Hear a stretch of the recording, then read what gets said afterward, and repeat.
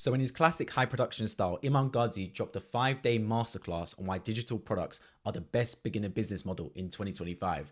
I wonder why.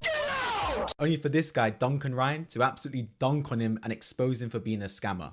Iman Gadzhi is lying to you. I'm literally on the live stream right now. And so he's just gone and dropped his program saying that it's live to join this thing for $1,500. Basically, he said like, they've built this crazy tool and all of this. Check this out. If you go to their website, I'm on Synthesize. It says right here, user input provided to Synthesize AI is processed by OpenAI's ChatGPT model. So in this video, we're going to examine whether Iman Gadzhi is scamming, if, why he's doing it, and what is the motive behind it, because there always is. So to give you some background, although I didn't watch the streams, Iman Gadzhi has dropped a 5-day live stream masterclass on why digital products are the best business model. And he's even brought this guy along, Jason, who, to be honest, I've never heard of, but apparently is massive in the digital product space. To be honest, I'm kind of confused why Jason went along. He either got paid the bag by Iman Gadzhi, or he's looking for some kind of power or new consultants or something along those lines, because from the outside looking in, this guy had the perfect life. He was a multi-millionaire and he was not famous whatsoever, like an ordinary guy down the street.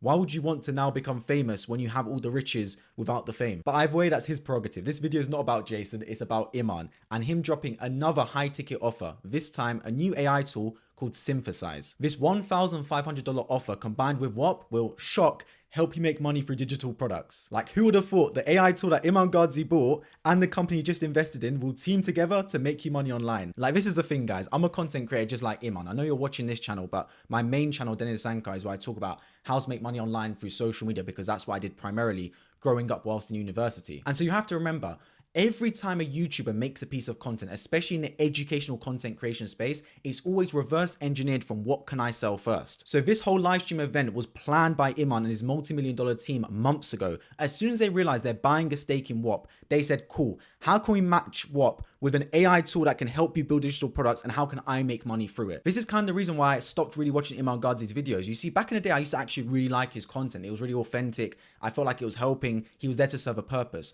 But for the last 2 years, ever since he started moving vlogs to his second channel, you can tell his videos, they all follow the same pattern. Like literally all his videos follow a pattern of why there's a problem, how I can help you solve it. And then some kind of AI tool or company at the end that he owns that's gonna magically solve all your problems. Because make no mistake about it, I know this new platform Monetize that costs $1,500 is Iman's new kid on the block, but he's been pumping and dumping companies for years. Educate, Agency Navigator, Digital Launchpad, doesn't even talk about these things anymore. He's got Big Day, I've not heard him mention that since summer. His eyewear company. All these random companies he markets aggressively for 2 to 3 months and then seems to just not talk about again. I mean, I could be wrong, but it just seems that's the way it goes. He's now bought a stake in WAP, and now that becomes his new project he needs to market through his personal brand. But once you've done it enough times now, people start to understand what's going on here. Like every single piece of Iman Gadzhi content that I've seen come up on my feed over the last however many, 5, 6, 7 months at least, they all relate back to something he's trying to sell. And it seems as though the solution is not even at that point really authentic. And so now that ties into WAP. Now, WAP is a good platform. I use WAP for my communities, right? But WAP is definitely not the best platform when it comes to digital products. First of all, WAP charges potentially 10% fees on all revenue, which is a staggeringly large amount. Then of course there's Stripe fees, which isn't really their fault to be fair, but then 30% on all traffic derived from the Discover page. And also WAP, I'll be honest, right, is very hard to actually navigate unless you're like a Gen Z younger generation. Like if you're pitching ebooks to dads, mums, etc., they would find WAP quite confusing to use. Like even me as a young 20-year-old, when I first hopped on WAP, even I was a little bit confused as to how everything works. Like it's just very overstimulating the front page. And that's not me hating on WAP, by the way. I actually think WAP is a really good platform, especially for clipping. But when it comes to digital products like ebooks, courses, etc., unless you've got a built-up audience, it's definitely not the platform I would use. And that comes from someone that's actually sold digital products using a platform called Pillar. But let's move on to Synthesize, his new platform that apparently costs $1,500 to use. And this is what Duncan said about it. It says right here, user input provided to Synthesize AI is processed by OpenAI's ChatGPT model.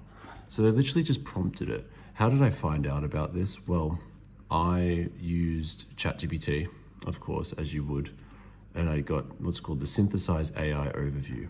And I ran through their whole software and their full tech stack, and I pulled it all to see what they were doing. Now, of course, this is a really bad look for Iman. You've had this random guy basically go out of his way to build a free version of his product. But on this case, I'm actually going to defend Iman a little bit. You see, I also have a SaaS tool. It's called Verlo. It helps people go viral on social media by spotting viral trends on TikTok and YouTube Shorts. And what you have to remember is a lot of these AI tools are basically just wrappers, a fancy word for an AI tool built off a ChatGPT, Claude AI, for example, that does more than it through specific prompting. So although Synthesize is definitely built off ChatGPT, DeepSeek, etc., it definitely does more than that. Like the prompting it's been built off through ChatGPT is more advanced than people think. They just think they can write a simple prompt on ChatGPT and get the same results. It doesn't always work like that. So me personally, I don't believe Synthesize is a scam, but it is a big test of ethics. And this is what it comes to when it comes down to Iman and anyone that's a massive content creator, and Iman in particular, because let's be honest, he's the biggest fish in this pond. The reason Iman Gadzhi is pitching this at $1,500 is because people will buy it. It doesn't matter if it's a good product,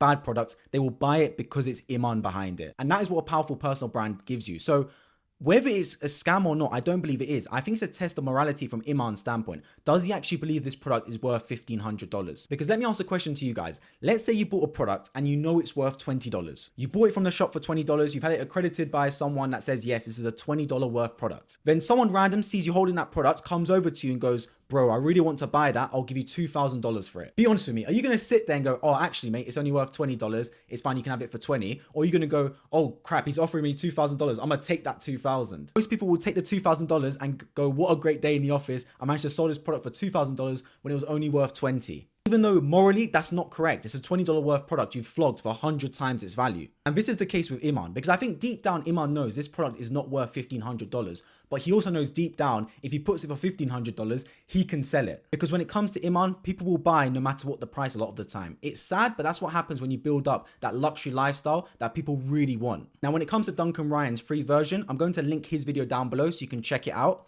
I'm not personally going to link it in this video because I don't want to take credit away from the guy, but you can watch his video link down below. So the question I have is, why would Iman sell it for $1,500 then? Because from where I look on the outset, Iman Gadzhi is a multi-millionaire who lives an amazing life. Does he need an extra 1, 2, 3 million? Like from my standpoint, I'm no millionaire, right? But Iman Gadzhi, at this point, in my opinion, should be looking to protect his reputation more than he should be looking to inflate his bank account any further. I mean, the guy himself literally said a few months ago he has no intention of being a billionaire.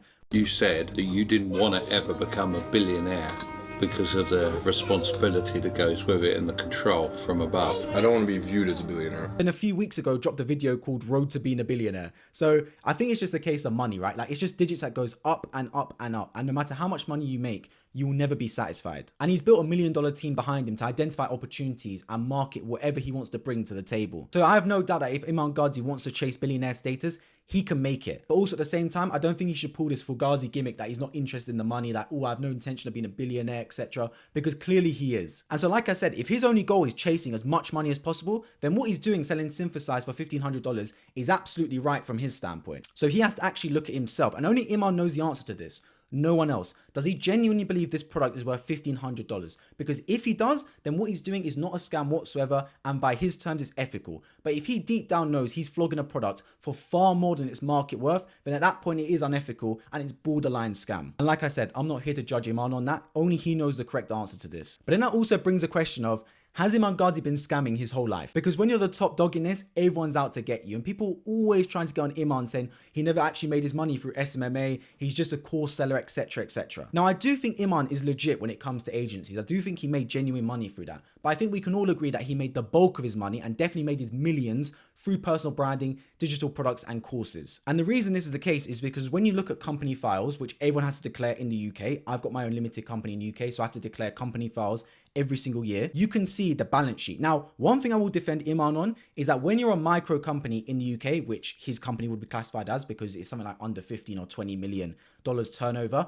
you don't have to declare your full accounts, meaning your income statement, balance sheet, cash flow, etc. Instead, you give like a micro account, which is just a little bit of your balance sheet. And balance sheet is literally just the assets and liabilities you have rather than the income you are generating.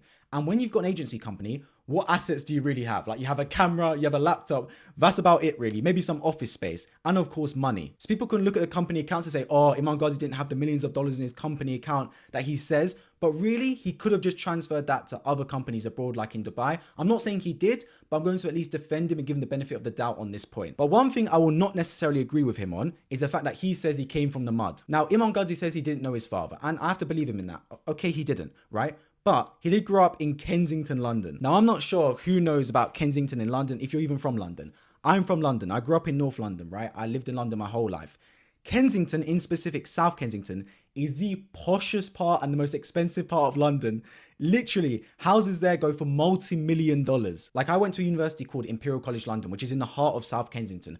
Properties there go for 10, 15, 20 million on the regular. And these are not just mansions. These are simple 3-4 bedroom houses. I mean, the school he went to, which I'm pretty sure is a private school, is where he met Amara, who then knew the jet guy who Iman Gadzhi got to speak to. Here on Park Lane, hereabouts in Knightsbridge, I always used to see a jet. And there's about, well, pre-COVID, there was about 90. I mean, who from a state school knows someone that owns jets, bro? It just does not happen. So Iman Gadzhi definitely had privilege that either he's not talking about because he doesn't want to make it seem like he's come from a silver spoon, or he's clearly just unaware of it. But either way, no one can doubt, when you go to a private school, you get connections and it helps you out in your life big time. Iman Gadzhi has to agree, and I don't know his life story, right? I've never spoken to the guy. I'd love to meet him one day. But when you come up from the position he's been in, where you've been around those type of people, etc., you build that sort of connections that can help you in life. And I'm sorry, you just don't get those same connections when you go to a normal state school, or you don't have that sort of high network class around you. So what I'm saying is, when it comes to all these people making money online, there's definitely more than meets the eye. But tying back to the original point that Ryan Duncan made on whether Iman Gadzhi is actually scamming, let's be completely honest, right? Is Synthesize AI a useful AI tool? Yes, to an extent. Is it worth $1,500? Only Iman Gadzhi can answer that. If he truthfully believes it's worth that sort of money, then he's not scamming. He's been 100% legit. If in his heart he knows that it probably is worth about 20 to 15 bucks every single month, but he's pitching it at a much higher rate because he knows he can make an extra $3, $4, $5 million from it, then at that point, integrity comes into the equation. And a sad thing for me is because Iman Gadzhi, where it looks like he owns multi-million dollars, so surely it must get to a point where your reputation is worth far more than a few extra digits in your bank. Like, it'd be different if he was dead broke. Like, that's a different scenario. The guy's already got multi-million dollars. Like, does he really need an extra $3, $4, $5 million pitching an overpriced product? But at the end of the day, that's the mindset of a lot of these rich people. They don't have that sort of ethical standpoint that others do. They just want to go straight for the gold, straight for the money, don't really have that same sort of emotional integrity behind it. So truthfully, only he can answer deep down whether it is a scam or it isn't a scam. But what Ryan Duncan did is definitely not a good look for Iman. Let me know in the comments if you agree. Is it a scam? Is it not a scam? Did you buy Synthesize AI? And what have you thought of Iman Gadzhi's 5-day live stream? And if you are interested in my answer to the viral question, who would win, 100 humans versus 1 gorilla? Check out the video right beside me.